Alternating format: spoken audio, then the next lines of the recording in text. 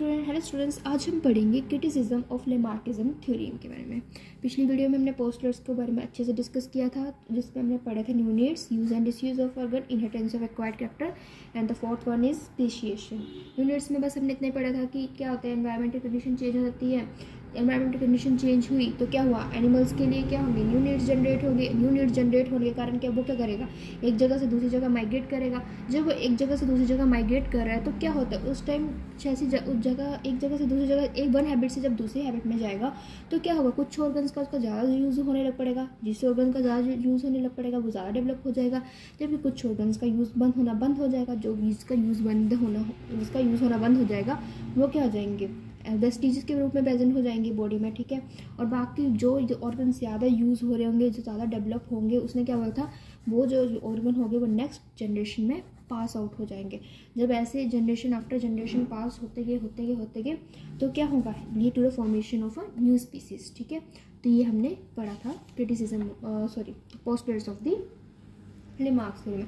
आज हम क्रिटिसिज्म के बारे में पढ़ रहे थे। तो क्रिटिसिज्म में क्या था कि देखो, जो फर्स्ट तो उसके थे ना postulate, new needs and use and disuse of organs, तो इसके जो फर्स्ट टू पोस्टलेट थे वो तो काफ़ी ज़्यादा एग्जाम्पल्स जो थी उसको स्पॉट करी थी इन फर्स्ट टू पोस्टलेट्स को।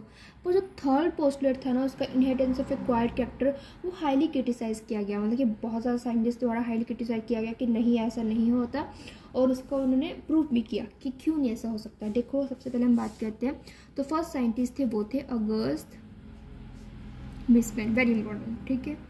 तो इन्होंने एक थ्योरी दी थी जिस थ्योरी का नेम था theory of continuity of germ plasm, theory of continuity of germ plasm, ठीक है। तो इन्होंने क्या बोला था अपनी इस थ्योरी में, इन्होंने बोला था कि हमारे पास क्या होते हैं, मल्टी सेलुलर ऑर्गेनिज्म, ठीक है। उनमें क्या होते हैं, दो टाइप के सेल्स, एक होते हैं सोमैटिक सेल्स और दूसरे होते हैं जर्म सेल, ठीक है। तो इन्होंने बोला था जो जर्म सेल्स होते हैं वो ऑल द हेरिडिटरी कैरेक्टर्स को कंटेन करते हैं। मतलब कि वो हमारे जितने भी हेरिडिटरी कैरेक्टर्स होते हैं वो कौन कंट्रोल करता है, हमारे जर्म सेल्स। और ये कैसे होते हैं, ये one generation to next generation क्या होते हैं, पास होते हैं। ये हमारे हेरिडिटरी कैरेक्टर को कंट्रोल करते हैं और एक जनरेशन से नेक्स्ट जनरेशन में पास आउट होते हैं, ठीक है। पर जो हमारे सोमैटिक सेल्स हैं वो कंटेन करते हैं only the character of a particular organ, they control the character of a particular organ. मतलब क्या हुआ है इसका, पर्टिकुलर ऑर्गन कि हमारे किसी पर्टिकुलर ऑर्गन, जैसे कोई भी ऑर्गन है हमारी बॉडी का, उसके कैरेक्टर्स को कंट्रोल करता है कौन, हमारे सोमैटिक सेल। जबकि जर्म सेल्स को क्या कंट्रोल करता है, हेरिडिटरी कैरेक्टर को कंट्रोल करता है, और ये one generation to next generation pass out होता है। जबकि सोमैटिक सेल्स जो होते हैं वो हमारी बॉडी के पर्टिकुलर ऑर्गन को कैरेक्टर को कंट्रोल करते हैं, और ये वन जनरेशन से नेक्स्ट जनरेशन पास नहीं होते हैं, ठीक है। नेक्स्ट जनरेशन में पास नहीं होते हैं ये, ठीक है। तो ये बहुत ज़्यादा इंपॉर्टेंट इसमें है। उसके बाद था कि इसलिए कि जो हम किसी इन्वायरमेंट के एक चेंज होने के कारण हमने बड़ी बात की थी, कोई ऑर्गन बहुत ज़्यादा यूज़ होते हैं जबकि कोई ऑर्गन बहुत ज़्यादा कम यूज़ होते हैं, तो वो किसके ऊपर इफेक्ट करते हैं, वो हमारे सोमैटिक सेल्स के ऊपर इफेक्ट करते हैं, ठीक है। क्योंकि somatic cells carry the characters of a particular organ, ठीक है, it carry control the characters of a particular organ. देखो, जैसे कि हम कोई रेसलर है, ठीक है, तो वो क्या करता है, उसकी मसल्स हमने देखा हुआ कितनी ज़्यादा डेवलप होती है, तो वो जो कैरेक्टर होता है, जो उसकी मसल्स होती है जितनी ज़्यादा डेवलप होती है, वो सिर्फ और सिर्फ उसके सोमैटिक सेल्स तक ही रहती है, वो उसके हेरिडिटरी कैरेक्टर को कंट्रोल कोई इफेक्ट नहीं करती है, ठीक है। तो उसके बाद इसका मतलब तो यही हुआ कि जो भी हमारे पास कैरेक्टर जो होंगे, जो हम अपने लाइफ टाइम में एक्वायर करेंगे, वो सिर्फ और सिर्फ सोमैटिक सेल्स तक रहेंगे, जर्म सेल्स तक तो रहेंगे नहीं, क्योंकि जर्म सेल को तो वो कोई इफेक्ट ही नहीं करता। इन्वायरमेंट किसको इफेक्ट करता है, सिर्फ और सिर्फ सोमैटिक सेल्स को। इसलिए पर जो सोमैटिक सेल्स जो हमारे पास होते हैं वो क्या होते हैं, मोर्टल होते हैं, दे आर मोर्टल, ठीक है, इमोर्टल होते हैं। और जैसे ही किसी ऑर्गेनिज्म की डेथ हो जाती है तो ये भी साथ में डेथ हो जाती है इनकी। अगर ऑर्गेनिज्म की डेथ होगी तो ये भी क्या हो जाएंगे, डेड हो जाएंगे, ठीक है, ये भी डेड हो जाएंगे। और इसमें जितने भी हमारे पास एक्वायर्ड कैरेक्टर थे वो क्या हो जाएंगे, वैनिश हो जाएंगे, इसी के साथ ही वैनिश हो जाएंगे। तो इसका मतलब क्या हुआ कि एक जनरेशन की जो भी इन्वायरमेंट का इफेक्ट हो रहा है, कुछ भी इन्वायरमेंट का इफेक्ट हो रहा है, तो वो सोमैटिक सेल तक रहता है, पर सोमैटिक सेल्स तो नेक्स्ट जनरेशन पास ही नहीं हो रहे। जैसे ऑर्गेनिज्म की डेथ हो रही है वैसे वो भी इधर बढ़ जा रहे हैं। तो इसका मतलब क्या हुआ कि जो जनरेशन नेक्स्ट जनरेशन के जाते हैं जर्म सेल के ऊपर तो कोई इफेक्ट ही नहीं है। तो नेक्स्ट जनरेशन तो जो भी हमने यूज़ एंड डिसयूज़ हुआ है हमारी ऑर्गन्स का, वो नेक्स्ट जनरेशन में कैसे पास आउट होगा।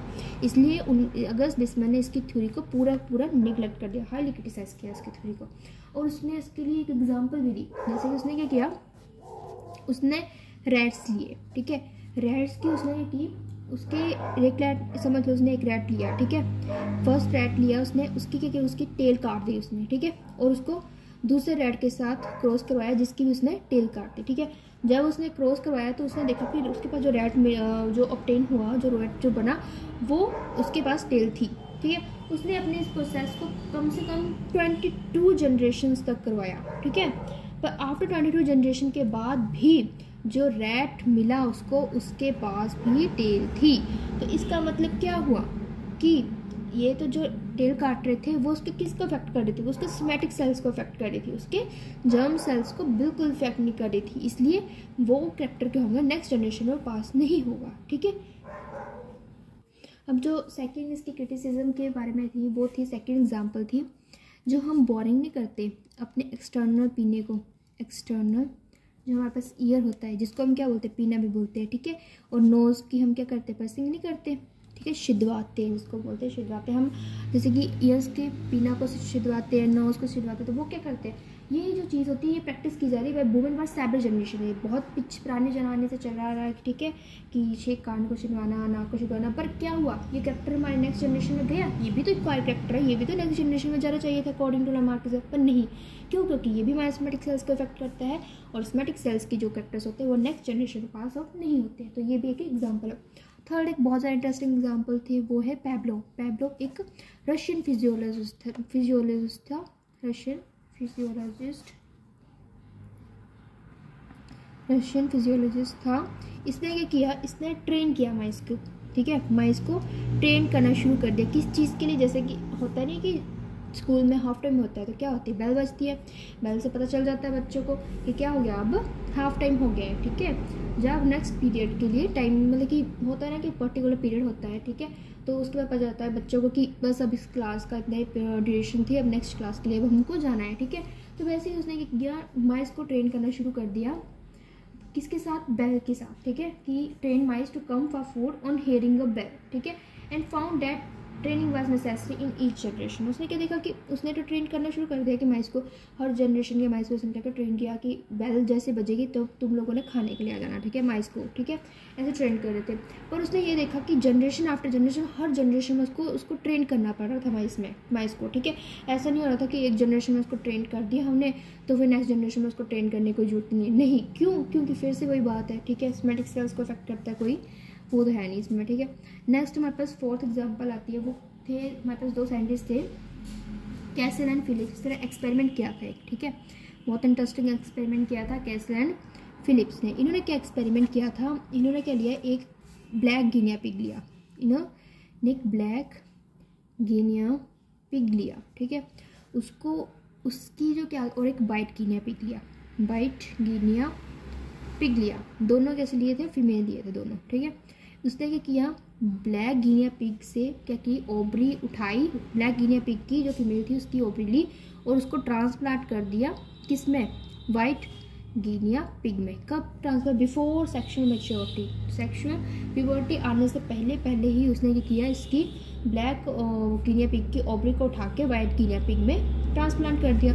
और जब उसको उसने क्रॉस करवाया वाइट गिनिया पिग से, जब उसने इसको जब उसने अब क्या किया, सबसे पहले ब्लैक गिनिया पिग से ओवरी लेके वाइट गिनिया पिग में ट्रांसप्लांट कर दी। अब इस वाइट गिनिया पिग जो फीमेल थी इसको क्रॉस करा दिया उसने वाइट फीमेल गिनिया पिग से क्रॉस करा दिया। तो उसने देखा जितने भी ऑफस्प्रिंग बने वो कैसे बने, हमारे पास वो सारे बने ब्लैक कलर के।